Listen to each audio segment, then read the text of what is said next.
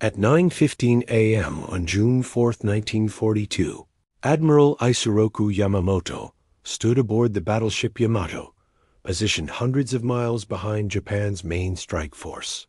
The Pacific was calm, but Yamamoto's mind was anything but. He was waiting for news that he desperately hoped would prove him wrong. 6 months earlier, Japanese aircraft had reduced Pearl Harbor to wreckage and flame. 6 months of relentless victories had followed. The Japanese Empire seemed unstoppable. Now, the massive fleet was closing in on Midway Island. The final trap meant to shatter American resistance and force the United States to negotiate peace. Yamamoto commanded an armada unlike anything the Pacific had ever seen. 4 fleet carriers, Akagi, Kaga, Soryu, and Hiryu, the very same ships that struck Pearl Harbor. Battleships, cruisers, destroyers, submarines, and the finest naval aviators in the world, men, hardened by years of combat across China and Southeast Asia. On paper, victory was inevitable, but Yamamoto carried a burden no other Japanese admiral shared.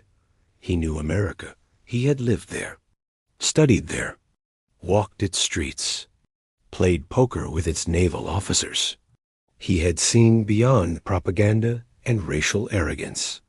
And what he understood terrified him. That America was not weak, that it was not soft, that it was not the fragile. Decadent society, Japanese leaders believed it to be. It was an industrial giant, wounded, enraged, and capable of unleashing unimaginable power. Yamamoto knew that Japan had awakened something dangerous on December 7, 1941, and within 6 hours on that June morning, his worst fears would be realized. The Battle of Midway would become the most devastating naval defeat in Japanese history, and the turning point of the Pacific War. What happened at Midway, and in the 3 brutal years that followed, stands as one of the greatest failures of strategic perception ever recorded. Japan did not lose the war because it lacked courage. It lost because it misunderstood its enemy. Greatest weakness Japan faced in 1941 was not military, it was psychological. Japan